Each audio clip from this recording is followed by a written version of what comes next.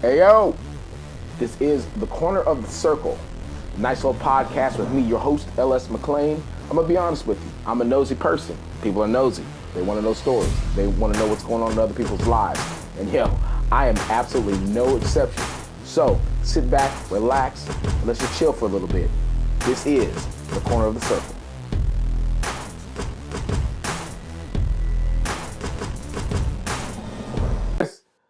Boom, we're back in this hole again. This is the Corner of the Circle. Man, listen. We have some rarefied air right here, man. We have, this dude is, golly, where do I even start with this intro? You know how I get down with these intros? We have, this man is a multiple-time IPF world champion. He's won it in Open. He's won it as a junior. He's had like, he's one of the top IPF pointers out there. Let me see. Like, if it can be won, it can be done. He's done it. Style's impeccable. Can't be touched. Shoe game's nasty. Let me see. One of the coldest beards in the game. If you don't know the beard, you haven't been lifting. Let me see. I mean, he's a coach. He's he's an idol. He's oh my gosh, he's an ambassador for the sport. I mean, I don't even know the SBD would exist without this guy. I'm gonna be 100 with you. He's one of the if not the greatest spearfisher in the powerlifting game. He was one of the greatest. He's the treasure of the country of New Zealand, ladies and gentlemen. I give you the man, the myth, the legend, Mr. Brett GIBBS. Man, how you doing, brother?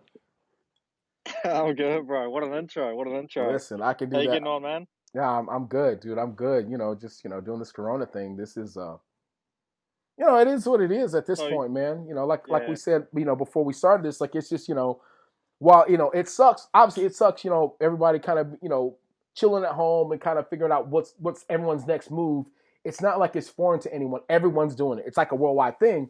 So you at least have an opportunity to make dope content, and it's a chance to connect with people. Via social media, internet, whatever. I think more people would be going stir crazy if they didn't have access to their phones or to some type of Oh, Wi-Fi. man. You imagine if the internet just dropped there, it'd be like, oh no, Like here's the apocalypse yeah, now. That would feel like that. that would be it for me. That's when I would go off grid. I would we have a cabin out in the middle of nowhere, and that's when I would move to the cabin. Like, hey, listen, this is it. This is the end of days.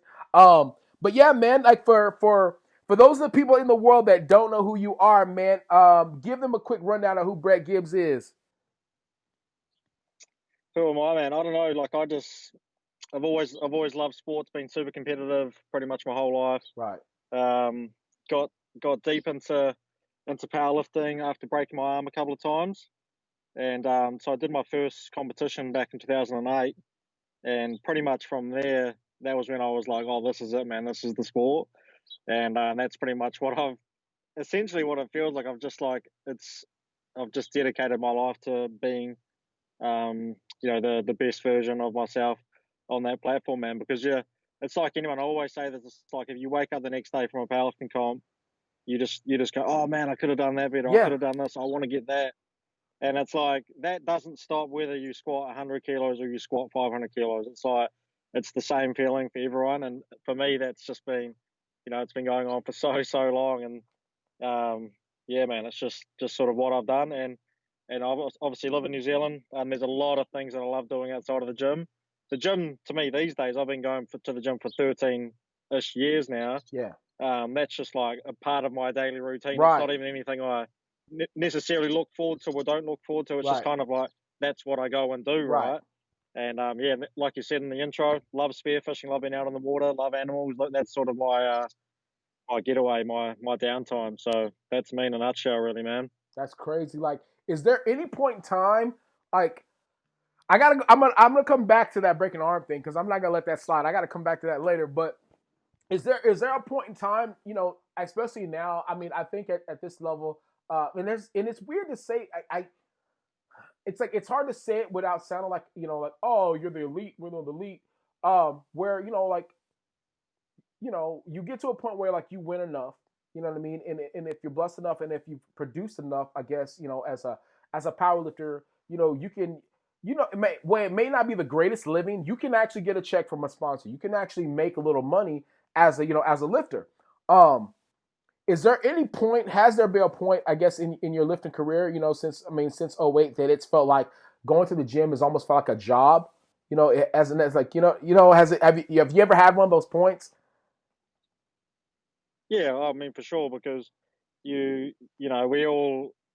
all have outside pressures and what people think of us in the way with that. I guess we represent ourselves, and Right.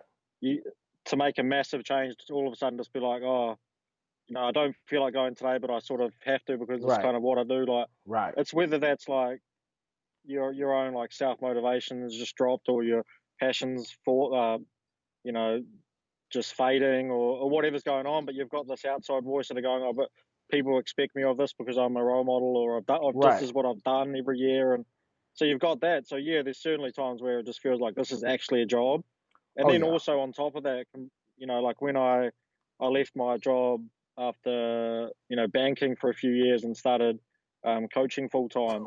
So it becomes more of a like you're sort of sitting there during the day, you're having conversations with the people, Hmm. you're talking about powerlifting, you're watching videos, and then you've got to go do it yourself, and trying to separate that from the job essentially is something that a lot of people may never understand if they haven't been doing it Oh for man. 5, 8, 10, Yeah. 12 years. So yeah, Like I think definitely. that's always been kind of a hard part. Just is when I decide to leave, the corporate job to like I'm gonna do this full time.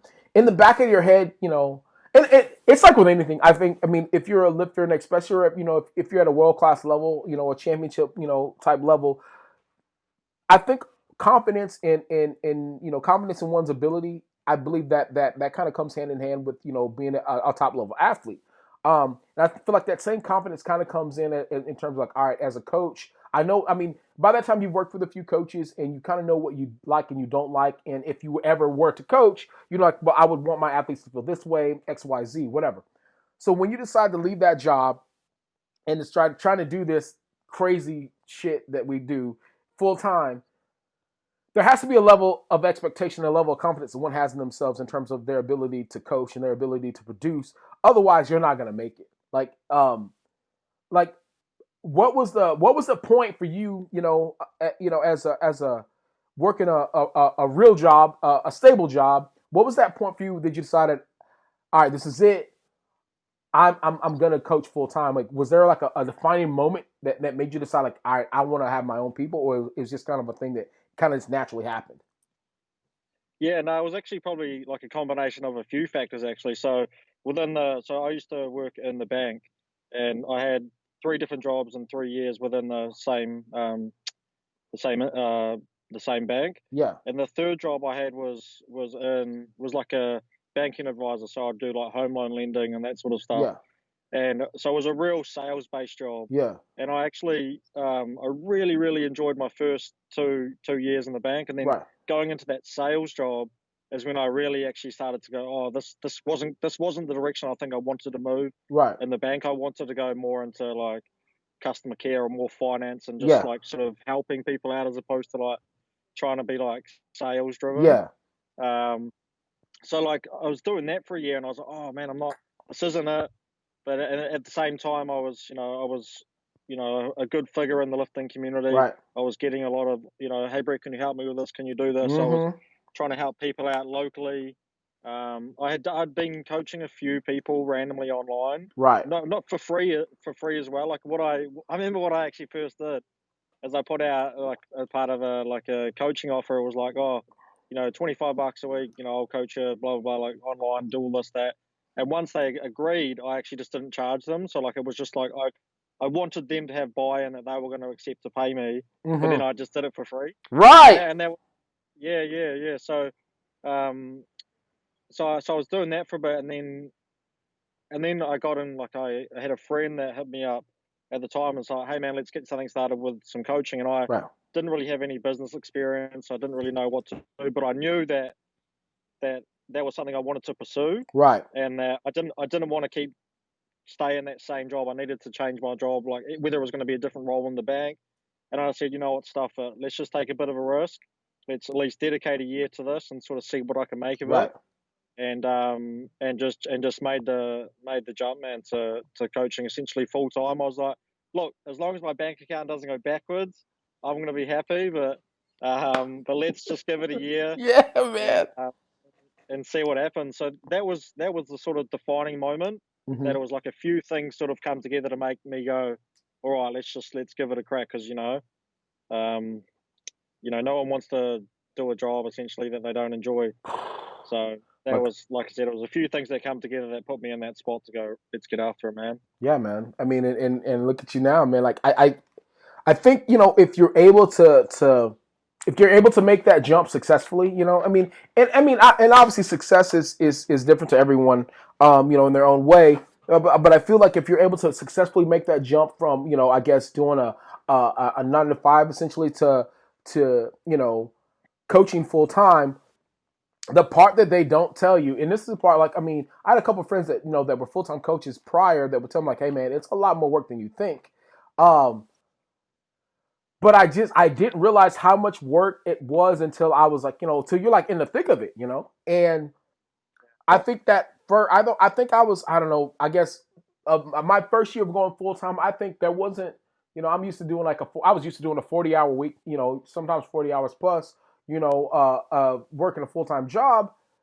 When I started coaching full time, I noticed, like, wait a minute, I'm putting in 60, 70, 80-hour weeks just looking at numbers, looking at people, but it's not the traditional hours because, I'm sure you have people, in the States. I'm sure you have people in New Zealand. I'm sure you have people in Australia. You probably have people all over the world like I do. And you get to a point where, like, time is not even a factor anymore. You're just like, all right, I have a Japanese lifter that, he needs, he needs me to look over his stuff, and he's about to go live with his lifting, so I need to watch it. So I guess I'm going to be up at 2 or 3 in the morning. I have a European lifter. He's about to, as soon as the Japanese guy's done, these European guys, he's getting warmed up. So I got to be ready for him. And maybe get 2 hours of sleep. So I'm at the point now where, I don't necessarily have a sleeping pattern, but rather just a series of long naps in between to make sure my people are good. Yeah, But I think the coolest yeah, thing it's really afforded me is this being the opportunity, one, to spend more time obviously at home and really focus on my shoe collection. But really, like, I have more an opportunity to really dive into what my people are doing and really dig in a little bit deeper in terms of their technique, in terms of the formulas that that you try to formulate to make sure that this specific person can get as much out of their potential as possible. I wasn't able to do that when I was, coaching part time and, trying to work full time. It just wasn't a possibility. Do you find that once you hit that point where, I'm doing this, once you started doing it full time, you started noticing that your production in terms of your lifters started kind of increasing, or what, or did they always perform at a higher level, or did you start becoming more comfortable with it? No, I think there was so much going on, man. Like, when I think back to when I first started, like, like, I was a world class lifter. I was already a world champion in the juniors, and Mm-hmm. but the thing is like, for me, I didn't have that confidence as a coach that I would in my lifting. Like, people always say, like, and there was at this time there was a lot of stigma or around athletes being coaches. Like, it was Mm-hmm. like, you need to prove yourself, and I was definitely aware of that. I wasn't trying to use my name as a lifter as a coach. Like, I'm not going to put myself on a high horse Right. when like, I know I'm a good lifter. I know I've got the capabilities. I know that like, I'm one of the best lifters out there. But I'm Right. not going to put my hand up and say, hey, look, I'm on the same level as a coach. Like, so so so for me, like, it was always kind of a weird one, because I wanted athletes to work with me as the coach and not go, oh, but this is what you do and this is what like, I was trying to separate that from me, the guy in the gym, the Yeah, guy doing man. my training, the decisions that I maybe made as an athlete. And it actually took me a very long time. Probably only in the last, I want to say, couple of years, that I felt really confident in my ability as a coach to go, hey man, I've got some really good ideas here. I'm looking at your training, and here's some thoughts, and here's what we're tracking, here's what we're monitoring, and here's why we're doing what we're doing. Like, Right. to me, that actually took so long to It takes a develop. long time. And everyone goes through everyone has a different learning curve, but I just wanted to make sure that when I don't know, when I say something that I truly believe it, that I'm not just saying something because I heard another coach say it, and I thought I might Yes. just tell one of my athletes that. So, and I also just I don't like that feeling hanging over your head where it's like, I've only got athletes because because I've got a strong lifting presence. So Yeah. I know that maybe wasn't quite what you were talking about, but that was something No, that I no, that I that, that I experienced I wholeheartedly experienced a lot. agree. One thing that I've learned over the years, especially from being around Lane Norton, man. I mean, and people can say what they want about Lane, man, but Lane Norton, he, watching him and being around him and watching how he operated, um, I mean, it kind of keys into what you were saying. You want people to, at least for me, I wanted people to want me to coach them because of my ability as a coach, not as a lifter. Um, and I'm not gonna lie, I battled with a lot of paranoia, like, because I mean, when I started, I mean, my better friends were like Joey Flex and Ryan Doris and Mike Teixeira. I'm like, wait a minute, these are my friends, and these are guys I'm talking about. Hey, man, I've gotten, I got 40 people that are asking me to coach them, and man, I really want to do it. I think I could do a really good job, but I look at what you do, I look at the production that your athletes have had. Like, am I able to do that? Are these Yeah, people reaching? And the thing is, like, I didn't have presence of mind enough to realize, like, these people, they're reaching out to me, I don't know, because I mean, one, I think they thought I was a nice guy, and the little that they heard from, like, maybe podcasts, me talking about programming and stuff like that, like, well, maybe this guy knows what he's talking about. Because it's not, I don't have a formal background in any of this. You know what I mean? I've been just reading articles, learning as I go, having Greg Knuckles, in my back pocket. Obviously, being able to talk with, Eric Helms, and but having a lot of friends that are very educated in it, and basically learning from them, as I go, and acquire my certifications as I've obviously kept coaching. Um, Not having a background in it made me very, very, very paranoid. Made me very, I just didn't have the confidence of handling people. Like, now, if you ask me anything about yeah, finance, you ask me anything about marketing, you ask me anything about physics, I can tell you that all day, every day. But if you start asking me about, what's, tell me about this block and tell me about this method, I'm like, wait, hold on, calm down. So a lot of it was, it was like learning from the ground up. So, I agree with you. Like, when I watched Lane, one of the things that, like, I learned from, like, talk with Lane and working with Lane was you want your business to be completely separate from you as a lifter. You don't want because the day's gonna come when I'm not gonna be able to, squat over 3. I'm not gonna be able to bench, 230. I'm not gonna be able to pull, God knows how much. And if that's the case, I don't want my performance or lack thereof, to affect if people want me to coach them or not. That, and I mean, yeah, I don't know. That's not fair to them, nor is that fair to me, as a coach.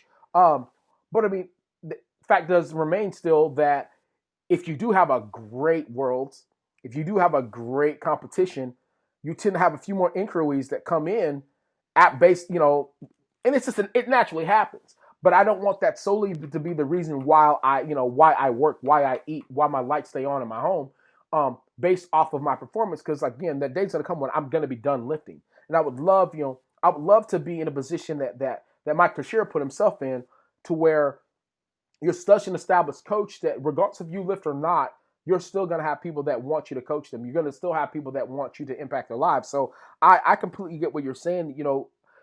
Are people coming to you because you're Brett Gibbs? Or are they coming to you because you're Brett Gibbs, the coach?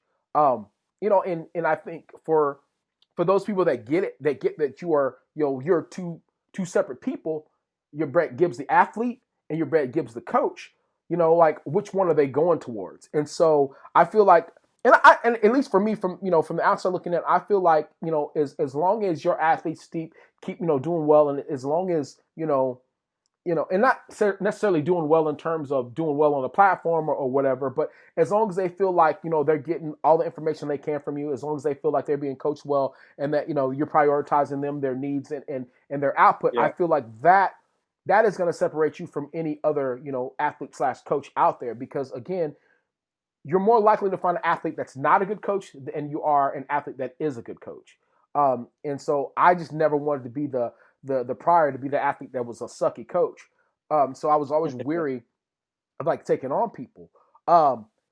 So now we're at a point now with you and your impact in the game that, like, you know, not only do you have people out there that are representing your brand and representing what you do, but I mean, you have your own merchandise and all that stuff out there. So it's like you've got, you know, you've it's weird to say, but you've come from the athlete to being the athlete coach and also now the athlete coach brand. Like, is has there always been like a specific plan of like, you know what, you know, I mean, or maybe is it's one of those things of late, like, you know what, not only am I a man, but I'm also the brand.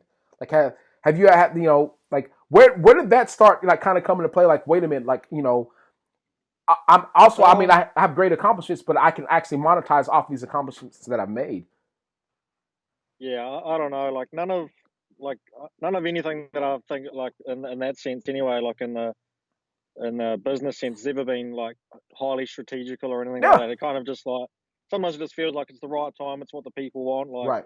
you know, I would like for the longest time there when I was actually trying to be active on social media and trying to put out content. I don't do that anymore Yeah. because I'm just my feelings towards some of that sort of stuff has changed a little bit. Yeah. But you know, like there was the demand for like people would want the shirts, people would want to, you know, have something on there, and people want to be part of like what they felt like it was a community with me and my lifting and Yeah. my path or something. So like there was opportunity to go and do that. Right. Um, so you know, might as well capitalize on those opportunities and you know not be greedy with it, not try you know like rip anyone off or do anything like that. I was Right. just like you know that was kind of just like what I did for a little bit there and that's completely fine, man. And obviously, I've had like sponsorship opportunities come up with you know, great brands like SPD. So I Yeah. mean, I'm super thankful for all of that sort of stuff. Yeah, But it's man. never been like my. It's not my. I don't wake up in the morning and go right today. I need to sell 100 t-shirts. Like it's Right. never ever been like that. Yeah. It's just one of those things where, like, I mean, it just naturally happened. You know, I mean, and honestly, I really feel like, I mean, at least for me, because, you know, I've kind of been in that same boat where you've worked hard, you know what I mean? And I think while everyone goes to the gym and everyone grinds, everyone busts their asses to become the best version of themselves they can, you know, a few of us have been in that position where, you know, sometimes our best version is the best version out for that particular year. And if you are that best version and you are able to win, you know what I mean, the win of all wins as a raw lifter, I mean, it's life changing, you know. I mean, and especially in a sport that not a lot of people know about, but the popularity is growing increasingly. To be able to be, you know, to be able to be a top five lifter in the world in any weight class is absolutely crazy. But for you, you've been able to do it year after year after year, and a thing that, you know, people, you know, tend to forget, unless you are, you know, you've been a student of the sport, is it's very hard to be a champion as a junior, work your way up through the ranks as a junior to become an open champion. um Not a lot of people have done it, you know. And when you look through the books and look through the records, you know, so you're one of the people that you've been able to do it, and you've been able to do it in such an impressive manner. You've been able to win championships, you know, almost at like 60-70%, you know what I mean? Like your body almost completely wrecked. And that for me, you know, when I think when I knew of you, I was like, that kid's strong. That's all. I was like, oh, that kid's strong. But then, like, you know, I started digging a little deeper. I'm like, wait a minute. So this dude just won this championship and he wasn't even at 100%. Or this dude is getting top two at this championship and he's not even fully healthy. Like, I didn't have an appreciation for that until I think I won my championship at 60-70%. I'm like, yo, that what he was able to do is unheard of. That's the part for me, I guess, as a lifter slash fan, that I was like, I think I started. It's never that I didn't have respect for you as a lifter, but I think for me that gave me respect, more respect for you as a champion. Because not a lot of people are able to do that. Not a lot of people are able to go to any champion. Period. I mean, let's be honest. To be able to go to IPF World Championship, that's a feat in itself already. But to be able to go and compete at the highest level and still be able to walk out victorious, not at 100%.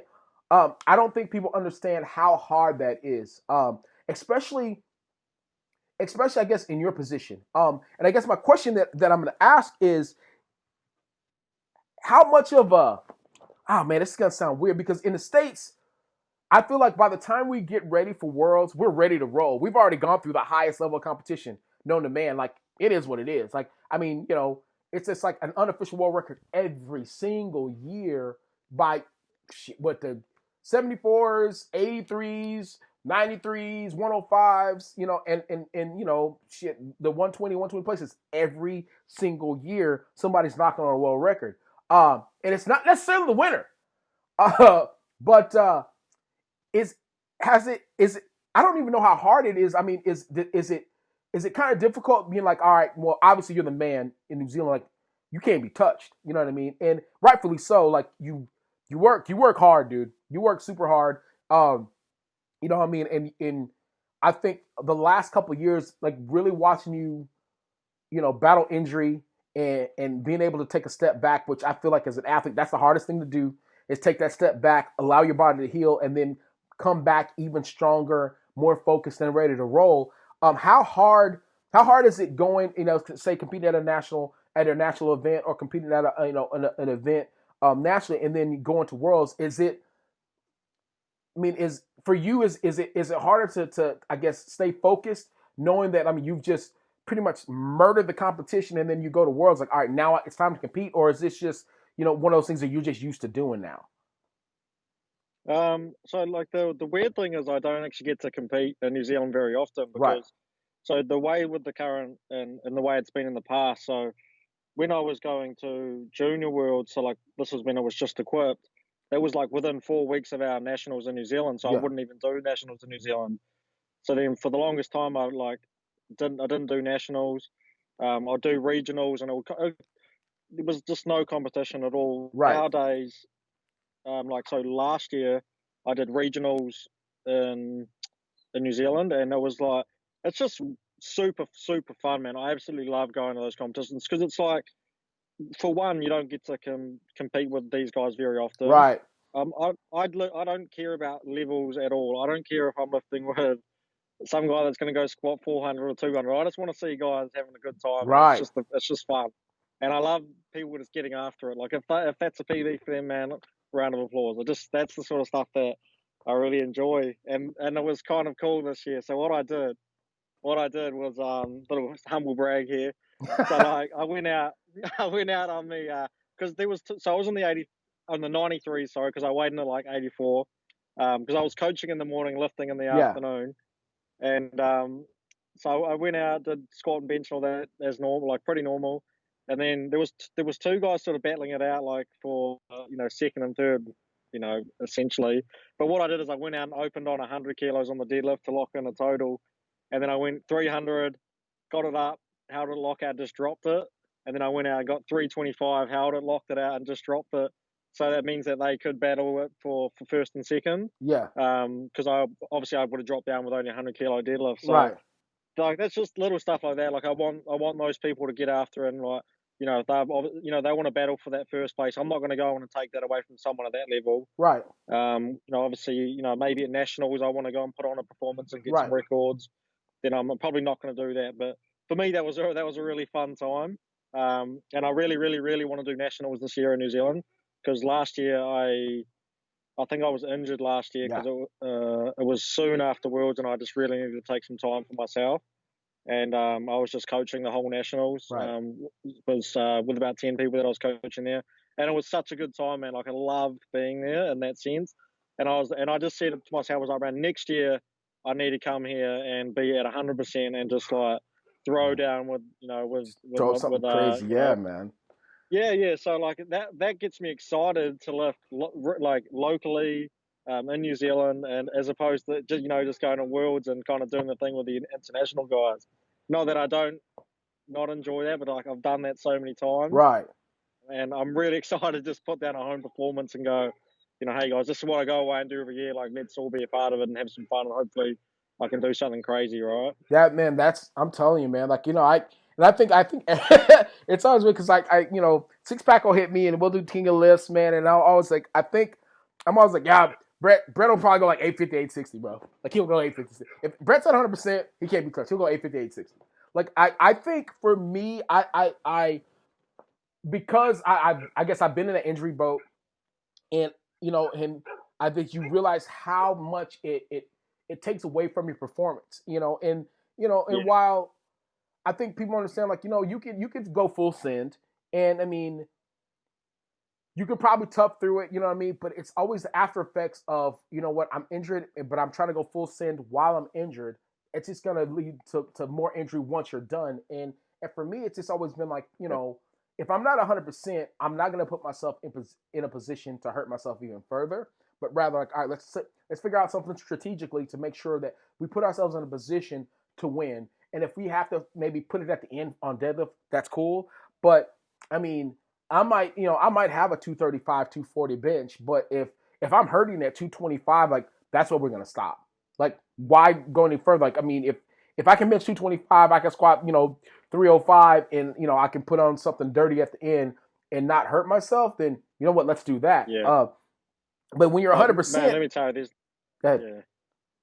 Oh, I was going to say that there's sorry to interrupt you, but there's just no better feeling than actually just training and being healthy. I don't care if you're 10 kilos down and maybe the effort's down a little bit, but when you're moving a squat and there's no pains anywhere, not in your knee, not in your quads, not anywhere, not in your back, and not in Man, your arms or elbows, and you just go, oh, that's what I enjoy. yeah, I'm telling you what, man, I don't enjoy the grind of working through an injury and nope, going to the gym and just going, oh, my knee's a bit sore today. Let's just take 5 kilos off because we don't want to, or something like that, right? Like that, man. I'm not into that, man. I'm no, into going in there and going, man, this feels good on my feels, body. My muscles feel good. My mind feels good. Like, let's yeah, have some fun. And I'll tell you what, man. Like, I I left Worlds last year wrecked. Like, yeah, I went into it. I was struggling with my legs. They were just in pain every single session. I said, right, let's do this. Let's show up. Let's just see what I can do.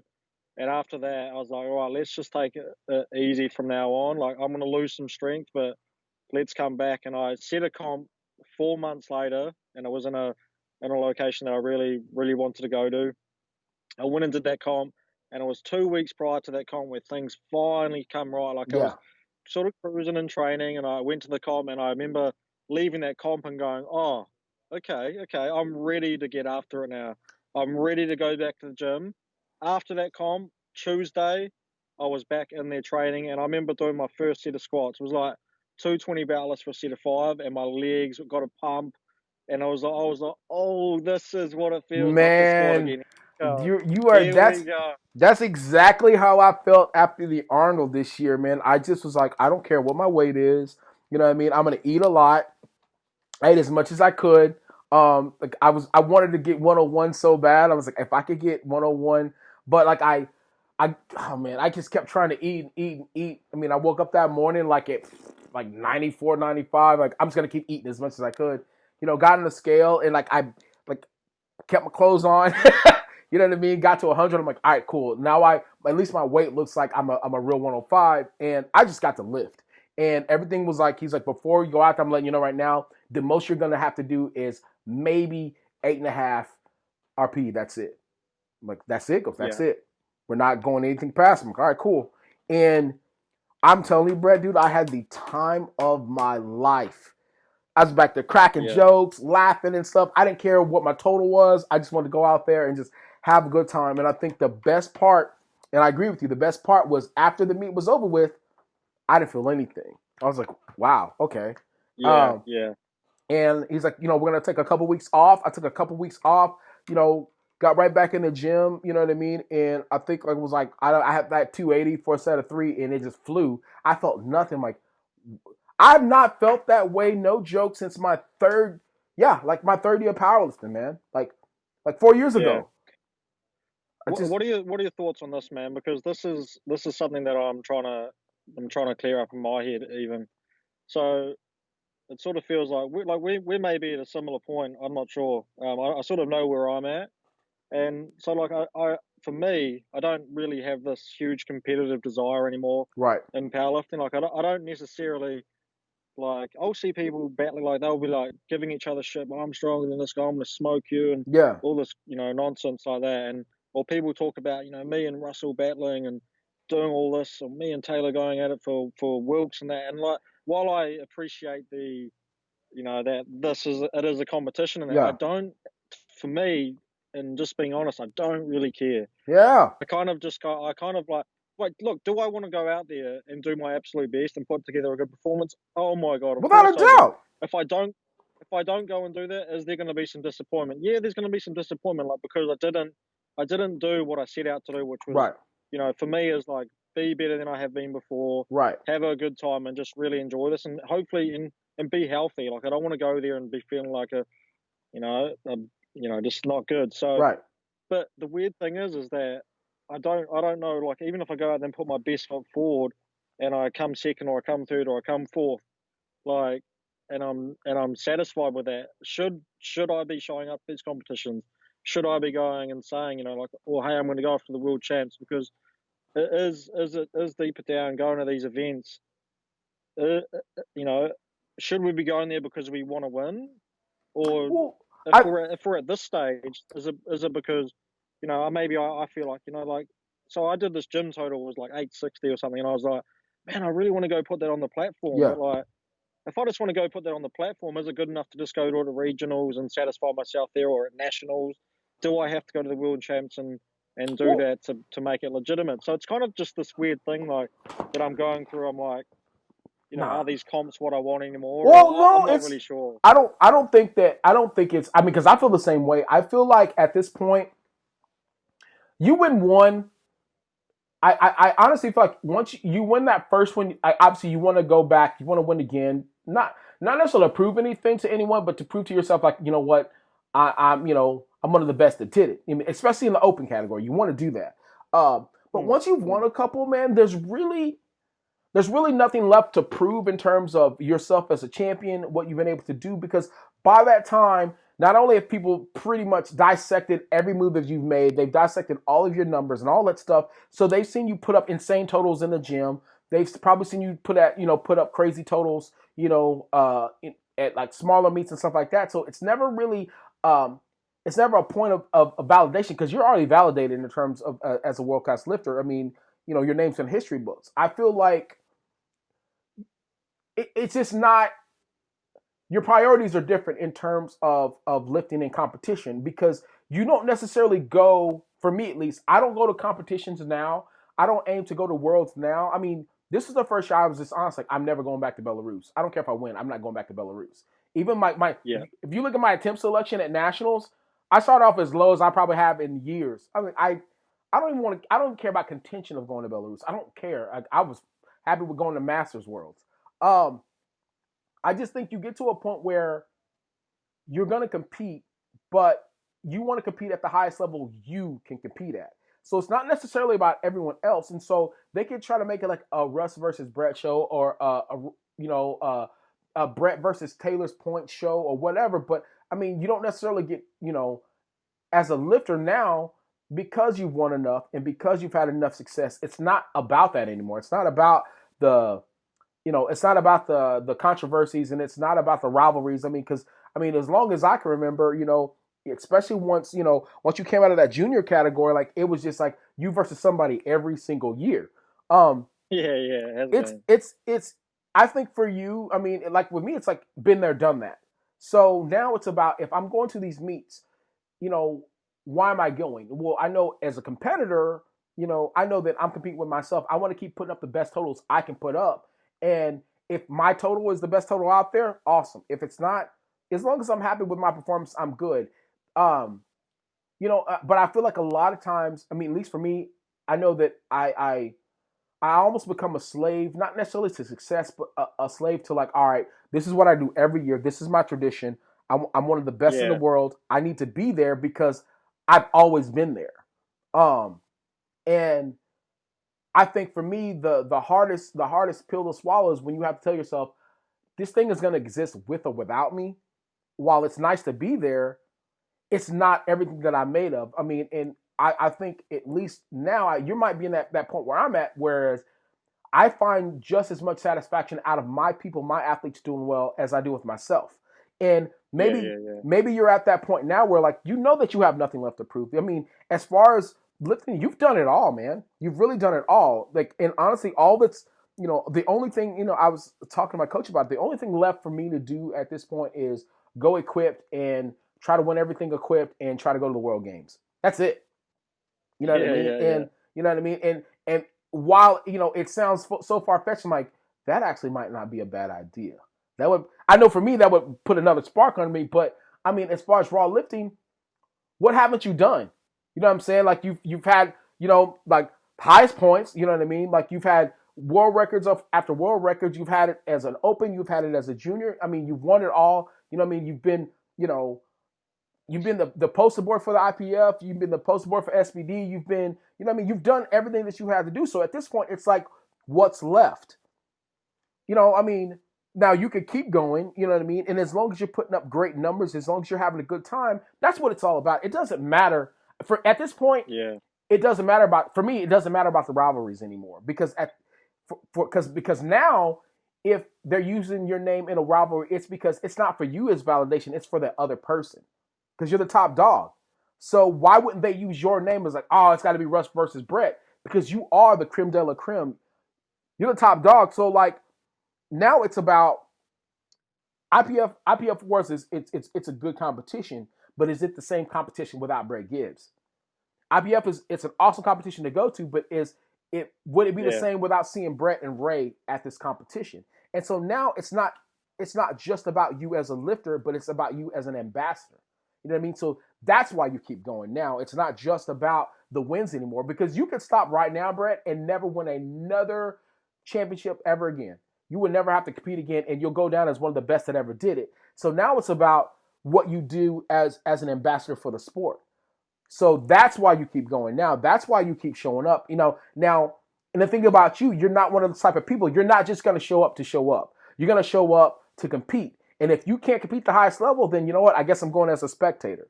And I always cite Ed Cohen as my example. Ed Cohen has not competed in powerlifting for years. We both have more championships than Ed Cohen will ever have as an IPF lifter. You know what I mean?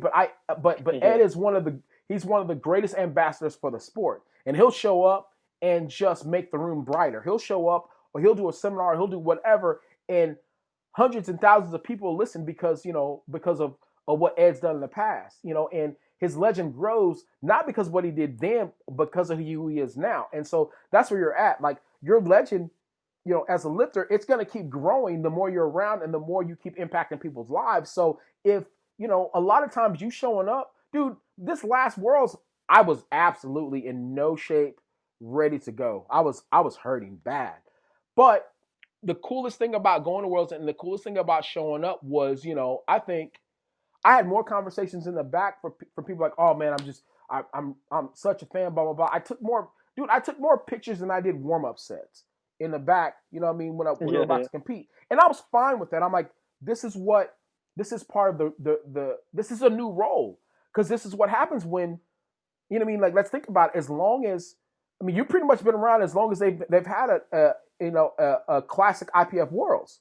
So if that's the case, you have to understand now that look back on all those people that competed when we first started. There's not a lot of them left, man. You know what I mean? So with that turnover being so high and being able to perform at such a high level for this long, like you're not only a mainstay, but people recognize you just as much as they recognize Gaston. You know what I mean? Like it's what comes with it. You know what I mean? And so when you go and you do compete, you're not only giving people a show because they do come for the entertainment, but you're providing them with an experience they would never have. Like, man, dude, it's not even about, oh, bro, did you see Brett GIBBS win it? Like, hey, man, we went to, and I've heard people say this. It's not even about Brett winning. Like, hey, man, did you go to Worlds? Yeah, man, dude, Russ had an awesome look. Dude, did you see Brett GIBBS? Dude, I got to see Brett GIBBS. I took a picture with him. You know what I'm saying? And it's about, so it's like we are in similar stages in that, you have nothing left to prove, but it doesn't mean that your thirst or your desire to win is lessened. It's just that you've done it before, so it's nothing new to you. Okay, you feel that? Whew. That's break time. I get tired of listening for too long. So let's chill for a little bit. quick little break, stretch your legs, get something to drink, and then mosey right back, and let's listen up to the corner of the circle. Let's get started with the next part. Now the challenge is, as a lifter, it's what is going to be my inspiration and or my motivation and or discipline to get back to this spot as a better lifter. Because you know how it is when you're hungry for it because you never had it. It's easy to go to the gym and grind. It's easy to go there when you're hurt. It's easy to go there when things aren't going but when you've done it and you can question like, man, do I even want to go? Then you have a decision to make. Like, all right, well, I guess I don't even want to go. So why am I training? Or you know what? I hold myself to a higher standard, so I'm going to go in this gym and I'm going to go and execute what I need to execute, and I'm going to get out of that thing because you're not always going to have that motivation. And so, you might just be at that point. I'm in that point right now. Like, I think this year the worst thing is like what you said before, bro. I actually just don't want to go to Belarus. Like, if it was like, hey, look, it's going to be in Canada this year or wherever, I'm in. Because the thing that I was really, really looking forward to, well, not for Belarus, but this next World Championships will be my 10th, and I really, really wanted to get the 10th. It's just the icing on the cake, So, and now they've obviously postponed it till later on in the year. It's still in Belarus though, so it's like, is that something I want to do? Is that a place I want to go back to? I'm not so sure. Yeah, the thing is, that's all good. You don't necessarily have to. Like, that would be, honestly, that could be one of those times. Especially during that time of the year, why not do the Arnold Europe? You know what I'm saying? Like, that's what I thought to myself. Like, well, because the time that it is, it would literally be the week before we have our nationals. I'm gonna tell you right now. It's right around our nationals too, which I really want to do. Like, I'd rather do my nationals than and qualify maybe for the next World Championship than go to Belarus, a place that I have no intention of going to. I don't want to go. I didn't like the place when I won my first World Championship there.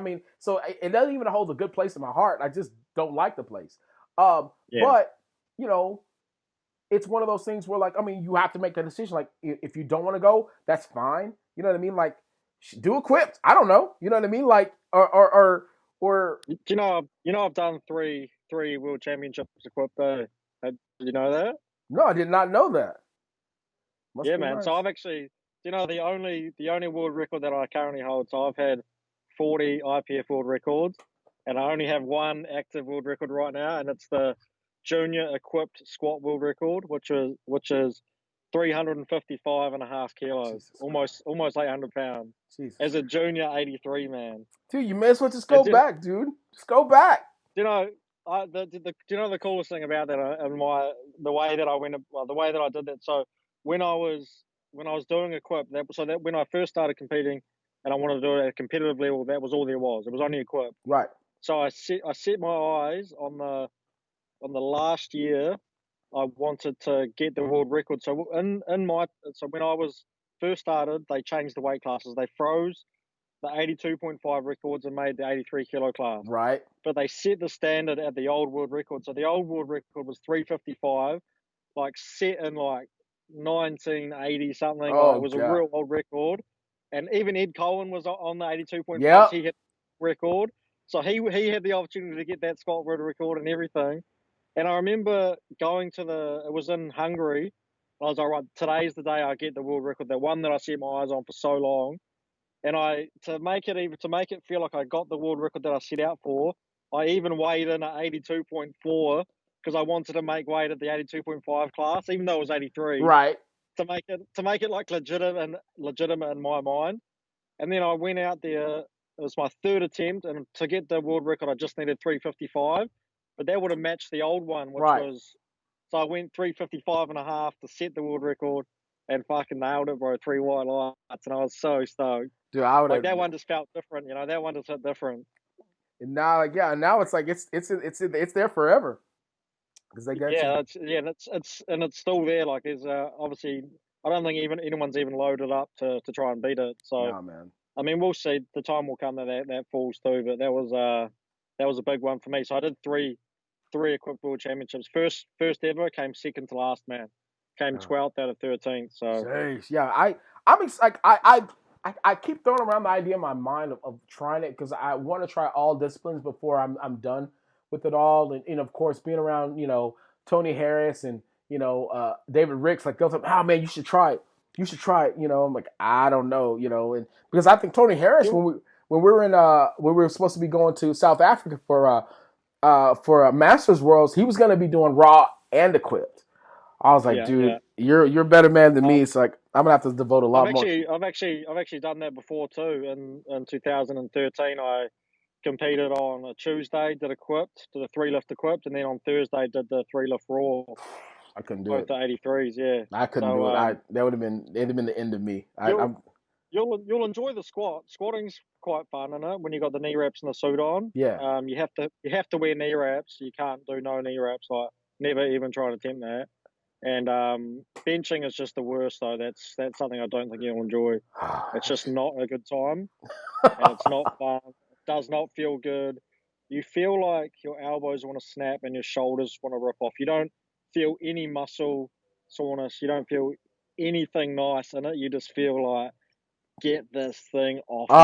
Dude, I don't know. I don't know. Well, I'll enjoy the squat. I'm sure. I don't know. We'll see how it works out. Like I got a lot of equipped guys, man, that have been reaching out. God, man, you should try it. I'm like, well, if I want to even have an attempt to go to the World Games, man, I would have to do that. I mean, it just at this point, it would be nice. I was talking to my father about it. I was like, it would be really nice to like, you know what, the World Games and the Olympics are in the same year. That would be really cool. You know what I mean? So I don't know. We'll see. But yeah, like I have a few more questions, man, and I'll get out of your hair, dude. Like, so at this point, what's been the hardest part for you as a lifter? Like, I mean, obviously, right now you're at a point where, and I just feel like you're at a different stage in your career because you've done it all. You know what I mean? And I don't, and I can tell you right now, man to man, that feeling, it goes away after a little bit. You know what I mean? And it's honestly, it's probably going to be, you're probably going to go to the gym and,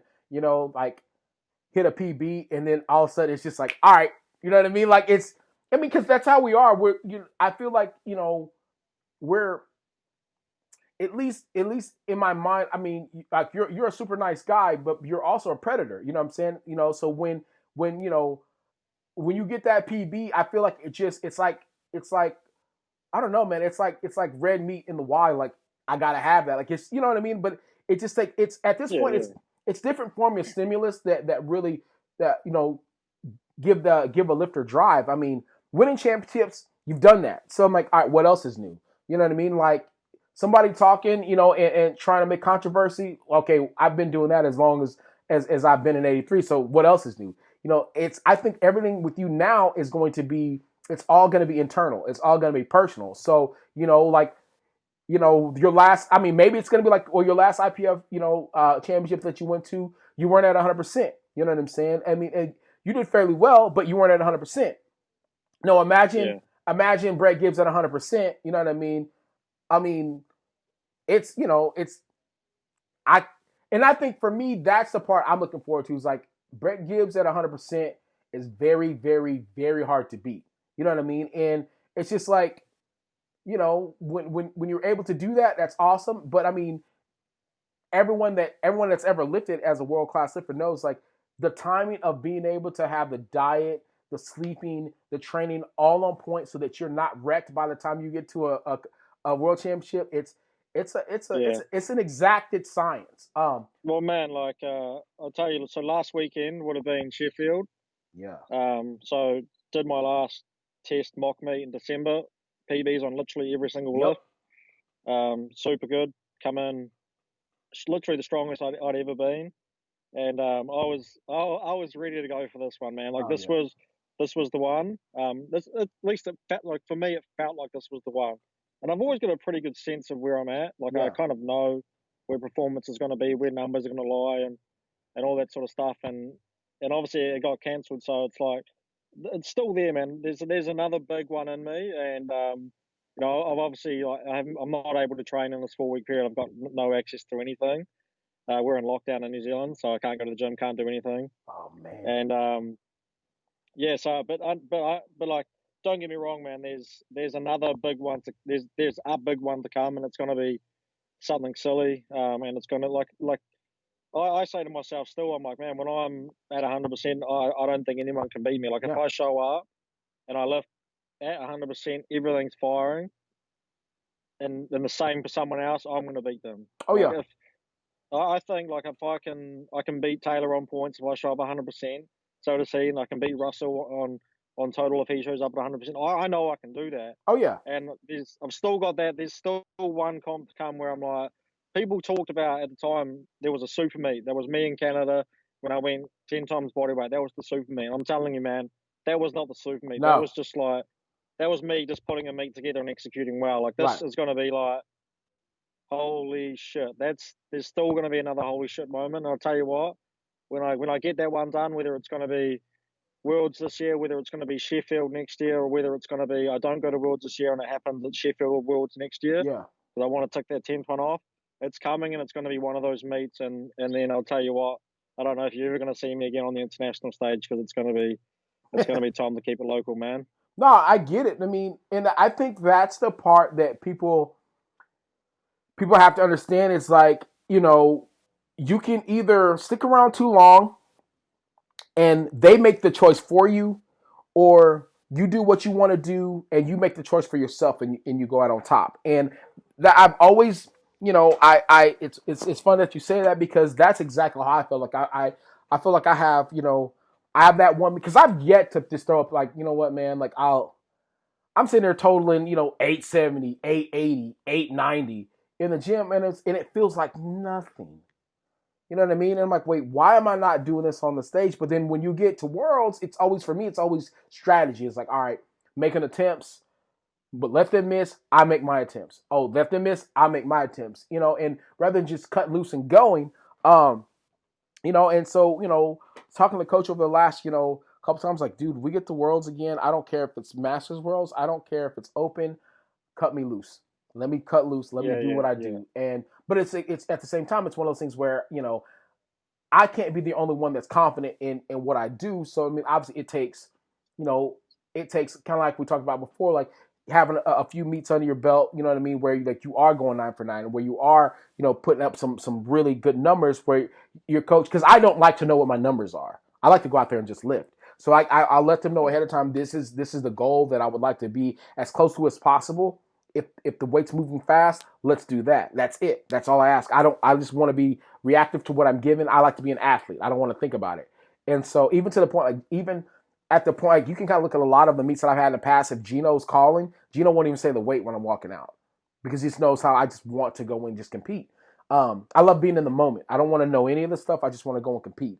And so I feel exactly what you're saying. I feel like I have a super meet that one, like, holy, what is he doing? Like, what was that? You know what I mean? And, one they're going to have to, the one that they have to go to powerlifting and watch, look at, the one they have to go to open powerlifting, like, holy shit, he really did that. Like, that meet, I feel like I have that meet in me. And I feel the same way. I feel like, me at my best, I can't be touched. You know what I mean? And it just is what it is. And it's not being I'm not being braggadocious. I'm not, you know what I mean? Like, I just know I have the tools to do it.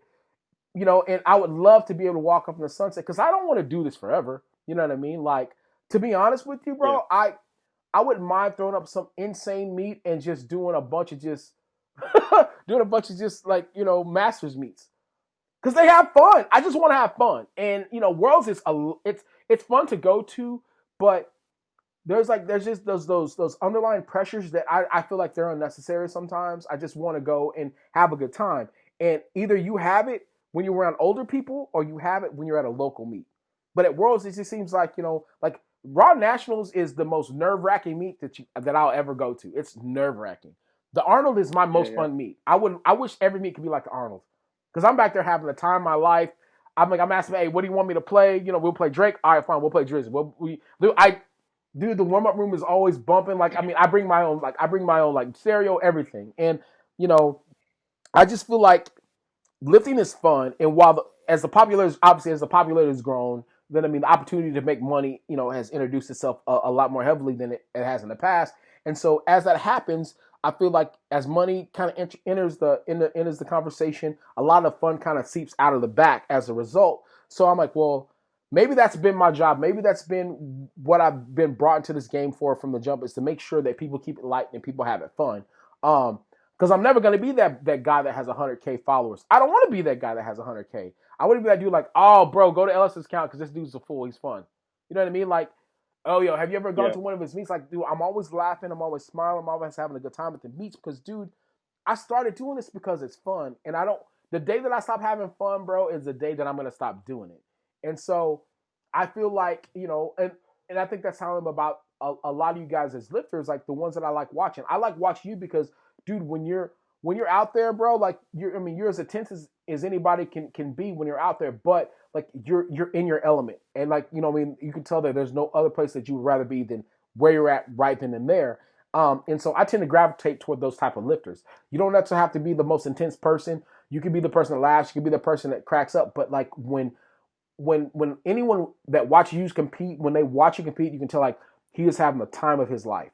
You know what I mean? And the more fun you tend to have, the more, I guess, the more you disappear into the whole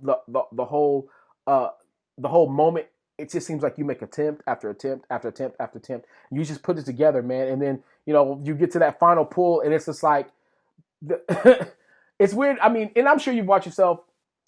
The Brett Gibbs you see at the first squat is not the Brett Gibbs you see on the final deadlift. It's two completely different people. And, for me, I noticed with myself as a lifter, I noticed that the LS that you see at the beginning wasn't the one you saw at the end. So I was like, wait a minute. What's the difference between me at the end versus me at the beginning? Oh, just at the end, one, I'm partially happy to get it over with. You know what I mean? By that time, that final pull, that final pull, it's almost kind of been decided anyway. So like, all right. So I think that's the deal. Like by that time, you don't necessarily care because it's pretty much already been determined. So maybe that needs to be the change in my psyche. Maybe I need to feel like if I walk out on this platform, it's game over for anybody that competes against me. And so that changed the game for me. Like you need to know that I beat you by the time we walked out on the platform. If you don't, then I feel bad for you, brother, because you're in for a long. Dude, I will literally wait to the final pull to beat you. I don't care. Like I will chip away all day. So that changed a lot for me, and I started having a lot more fun, and I started enjoying it a lot more. And I'm like, yo, why don't more people do this? I'm like, you know what? That's the gospel that I'm preaching. I'm like, dude, just have fun with what you're doing. And I think for you, I think that's gonna be that super meet. I think, like you're gonna be firing on all cylinders. You know what I'm saying? And like you're gonna feel no aches, no pains, bro. I mean, and we might see a couple smiles from you here and there. You know what I'm saying? And by the time we get to the very end, you know what I mean? Like that last pull, I'm like, dude, this is it, bro. You know what I mean? Like my goal and my hope is that I'm around. Because like honestly, I felt the same way. I felt like the Sheffield was gonna be something crazy. Because I got to see just a few numbers. Because I mean, you're not very like super public with what you're doing and everything, but you don't go around, hey, look at this, what I just did. You just, you know what I mean? Like I think it was, what was it? You posted, I think it was like a bench. I think you PB'd your bench, bro. You got up and you were like, you went nuts. I'm like, oh, he's on one right now. Man, that was 500 pounds. Yeah. Maybe. And I was like, it's my first 500 pound bench. Yeah, man. I was like, oh, we're on, man. Like, and so I was just like, bro, this Sheffield's about to be something super crazy. So like, when SBD sent me the email, like, oh yeah, man, because they were flying us in to interview all the athletes and do the live stream, the play-by-play and everything. I was like, bro, I get to go? Hell yeah. So when I got the email, like, yeah, man, we're not gonna be going. I think we're gonna postpone it. And then I got the second email, like, yeah, we're gonna cancel it until next year. I'm like, damn, dude. Like, there was, I think of the two people I was really excited to watch. I was excited to watch you and Danielle Mello. I think you two were about to have two of probably the most historic / monumental meets, man, that we'd seen in a minute. So it's just cool. It's fine. It's postponed for a while. You know what I mean? And I don't know. Yeah. I just maybe honestly maybe that's it's a good thing. I think while it sucks that we're in a state we're in, everyone's kind of on lockdown right now. I feel like if it was gonna happen, this is the best time for it to happen. Because it's pretty much like all powerlifting is in this long, prolonged off season, and all the aches and pains that people had prior, you know what I mean? Like you have a chance to let those things heal up. Like, dude, I haven't touched the bench since the Arnold. I haven't benched one time since the Arnold, and I don't think I will. Like, I'm just gonna chill. You know, I mean, I don't know. I mean, I'm squatting and I'm pulling, but I'm like, I'm not gonna bench for a while. I'm just gonna let everything heal. Like it feels weird. It feels weird not, going from, repping 500 for sets of 3 and sets of 4 to not even being able to push. Dude, I couldn't even push it. I couldn't even like unrack it. Yeah, As soon as sure. I unracked 5, it just came to my chest. I'm like, all right, that's a sign. Hey, bro, I've got no access to the gym for 4 weeks, so Dude, I had to go. I had that's to go make a gym. I had to go rent weights. Man, I had to, I had to do call in favors, everything else to get a gym. Just because I have like 20 lifters just in this area that we're gonna have access. I'm like, dude, I gotta make a gym in my home. So I mean, I for about I don't know, for about 3 days, I was like, dude, what am I gonna do?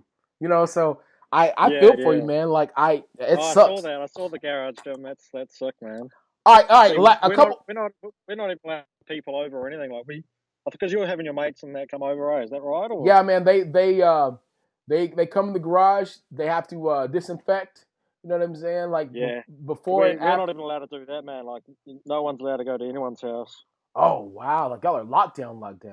And I feel like it's Yeah, probably. man. I feel like before it's all said and done, it's probably gonna end up happening that way. So I figure between now and then, I'm gonna try to allow my people to get as much work in as they can.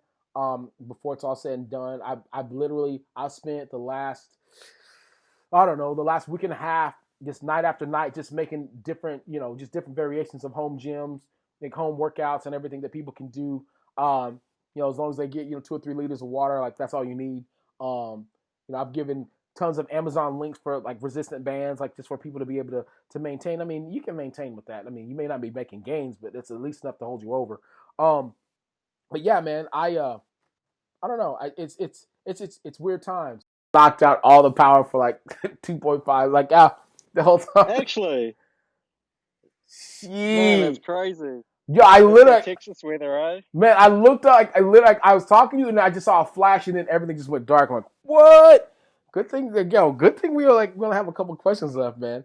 All right, I'm gonna get down to the standard questions, brother, and I'll get out of your hair, man. Let you get on with your day. The first question that I always ask is your Rushmore. The top 4 people that you would want to meet or people that have impacted your life. Whatever. 4 people that you would make a monument to. So who would you have on your Rushmore? Who would be number 1? In no particular order, of course. No pressure.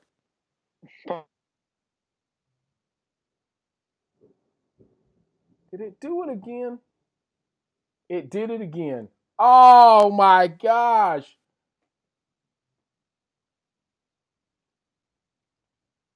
Let's do it like this.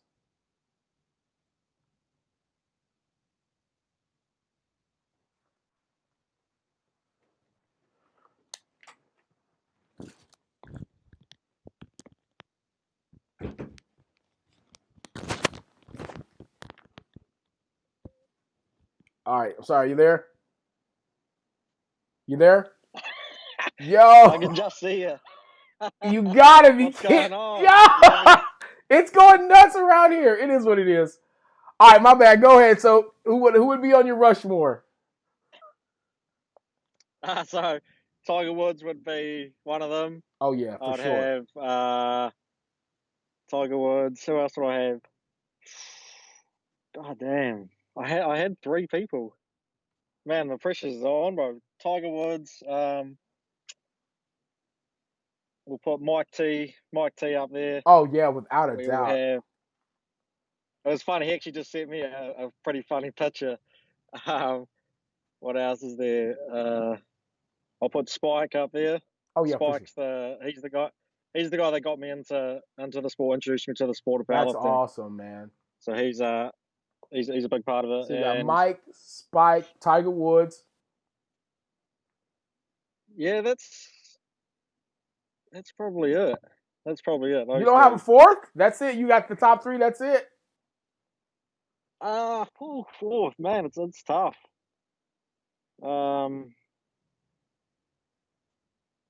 Yeah, I'll leave it at those 3. Not mad at Couple of it. key powerlifting ones, and the goat, Tiger Woods. Oh yeah, for That sure, guy's man. the That dude. man. I mean, you can't. God, man. Oh no, that was right. That was right. the last one, the music one, Drake. We're putting Drake Oh on there. yeah, man. I was like, he didn't even put. Okay. Yeah, for sure. And then to top it off, we'll carve the OVO Al into the side of the rock too. I mean, you are the official OVO spokesman for. Represent there, bro. Represent. I see this. I see this. This guy's October's very own. That's what's up. All right, so we've got Spike. We've got Mike T, Drake, of course, and Tiger Woods. That's a pretty strong. That's a strong list, my guy. That's a very strong list. All right, and then we'll go to the bucket list. What are 3 things that are on your bucket list? Things that you would like to do before you die? Could be anything. Yeah. So one, while we're on the topic of Tiger Woods, I want to go watch Tiger Woods play the Masters, which is one of the biggest golf tournaments on PGA Tour. Oh yeah. I just think I've never been to a PGA Tour event. I watch every time Tiger's playing. I watch, so that's something I really, really want to do. Hope to do that sooner rather than later while he's still at his peak. I want to go spearfishing and spear like a big dogtooth tuna, which is like just something that every spearfisherman wants to go do. Probably in somewhere like really, really remote, like in Madagascar or something like that, like somewhere real remote. And what else do I want to do? I want to real randomly, I've been watching these sailing videos where like people go around on they travel the world on a catamaran. That would be dope, dude. And I just think I just think it's so sick. I feel like I have the worst luck ever, man, and my navigation skills would be absolutely zero, and I would end up honestly, I feel like I would end up lost. But it's one of those things where I would love to do something like that. Obviously, you mean, I don't think it would be the same if you had a guide, you know what I mean, with you. No. You gotta, you're not gonna go out and do that, unequipped. You're gonna have you're gonna need to know your shit. Yeah. You're gonna learn. You're gonna do it the right way. It's a scary world out there, man. I'll tell you what, the ocean is a brutal place. Bro, and you ain't gonna go out there and take any risk. I'll tell you that. Nah, man.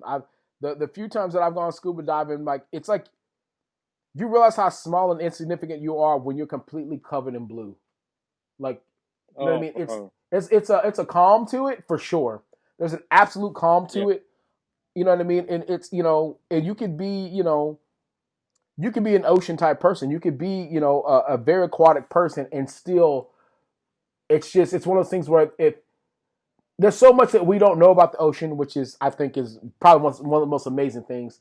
But for me, I think it's the absolute fear and respect that I have for like the deep, vast ocean. I'm like, I don't know that I would ever mentally be able. You know what I mean? Like, I mean, it's all fine and dandy when it's blue skies and no waves. You have a beautiful breeze behind you, and you can just keep pushing forward. But that one time you hit a storm, it's a wrap. You know what I mean? And man, yeah. You gotta know the weather. You gotta know everything, man. But I was gonna say, like one time, like you really realize, like, oh shit, man, there's stuff out there. Like I was diving, maybe 10, 15 meters deep, and then all of a sudden like a 3 meter plus shark just comes in right under me, like probably like 6, 7 meters away, and you're just like, ooh, hello, like super friendly, like super calm, but you're just like, yeah, I'm a drop in the ocean, that's for sure. You ain't anything out there. Nah, man, like they don't care anything about the championships. Then buoyancy is the great equalizer, or lack thereof, man. All right, and my last question, my guy. The last question we talked about, if you're in an alley, and the only way you can make it out of that alley is you have to be able to recite 20 to 30 seconds of words or a chorus or a hook, whatever, from a song. Could you make it out of the alley alive? Oh, I'd struggle. If it was lyric for lyric. It'll be a struggle. It'll be a struggle. I'm sure I could get one.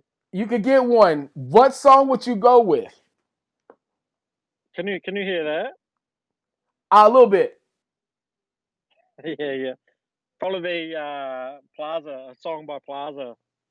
All right. Well, listen, you got 20 seconds to show us what you got, my guy.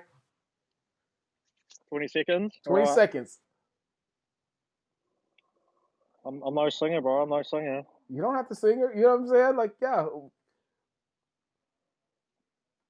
So it goes. Can you hear that at all? Yeah, I can hear a little bit. Yeah. Me, I'm changing. I know I ain't living right through. You say I'm drinking too much, taking too much, and it scares you. Oh, I never let it come between me and the music. You hate the fact that it came in between me and you. That's it, bro. Hey, Ray Gibbs with the pipes, the golden pipes, golden boy with the golden pipes. My guy, man. I honestly, I appreciate you more than you know, man. I think what you've done for the sport, what you continue to do for the sport. Dude, I mean it when I say like I am a firm believer in that super meet, that super total. I definitely feel like it's coming. And whether it's at the next Sheffield, if it's at the next, next World Championship, even if it's at a local meet, I feel like it'll put up something absolutely insane. You know what I mean? And that's going to be the one that people are going to remember you by. I just hope and pray that I'm there, man. That's the biggest thing, you know what I mean? So make sure it's something that I'm going to. My man Brett Gibbs, where can people reach you? Where can they find you? Anywhere they want, bro. If they want to find me, they'll find me. I appreciate you, my guy, man. If, like I said, if you need anything, you know where I'm at. Ladies and gentlemen, this is the Corner of the Circle. I am LS McLean, and this is the man, the myth, the legend, the multi-time champion, the face of powerlifting as we know it, the beard that you should fear, Mr. Brett Gibbs, man. I appreciate you, brother. Appreciate you, bro. Have a good one. You too, man. Be good, bud. Be safe. Later. What's up, guys? Thank you so much for listening to the Corner of the Circle, for watching the YouTubes and listening to all the different podcasts and all that good stuff. Want to let you guys know, also do some coaching. You can go to lsmcclain.com and it will lead you right to where you need to go as far as filling out an inquiry and all that good stuff. And also, if you want, apparel needs and all that good stuff, we got swag. lsmcclain.com. Again, thank you so very much for everything you guys are doing for us, man, and helping us grow and all the good stuff. Like I said, stay tuned. We got more stuff coming, more episodes coming, more content coming. Either way, a lot of stuff's coming. Thank you guys very, very much.